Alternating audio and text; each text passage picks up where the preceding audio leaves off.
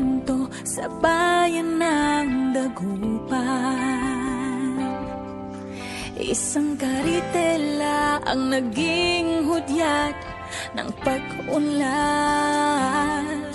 Simple lang ang nais namin, katulong mo kami sa pag-unlad. Cellphone at motorsiklo, serbisyong Guanzon na.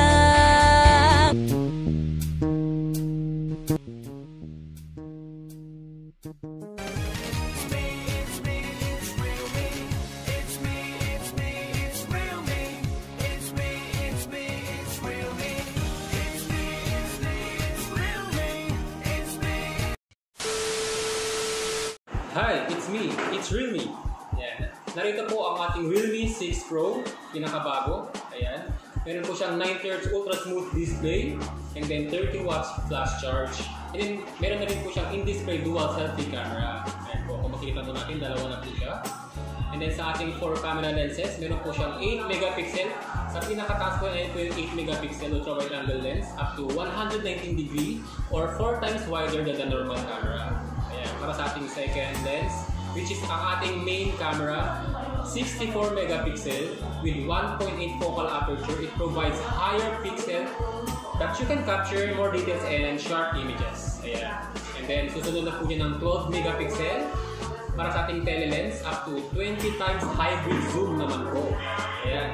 Para sa ating last na lens, which is ang 2 megapixel macro lens. Ayan po. Can focus up to 4 cm closer than the subject. Ayan. And then para naman po sa ating front cam, ayan, meron po siyang 16 megapixel para po sa ating main camera, and then 8 megapixel ultra wide angle lens up to 105 degree or 2.5 wider than the normal camera. Ayan po siya. So, meron din po siyang 4,300 milliampere with 30 watts flash charge. Type-C na po yan. Ayan.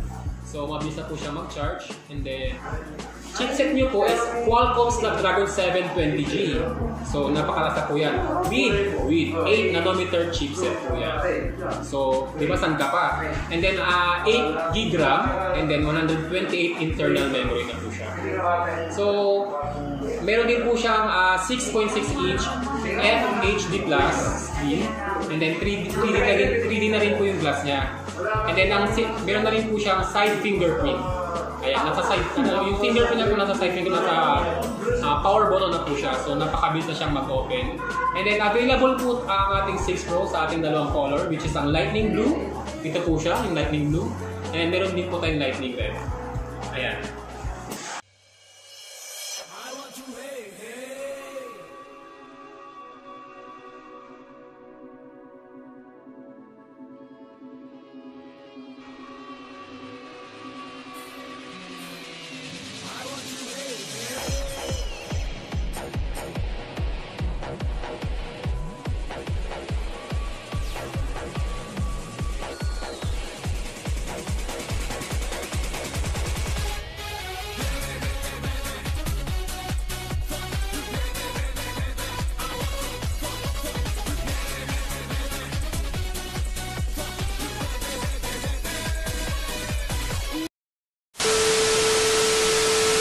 Gusto ko lang po introduce yung pinakabago nating product, which is the Oppo Reno 3.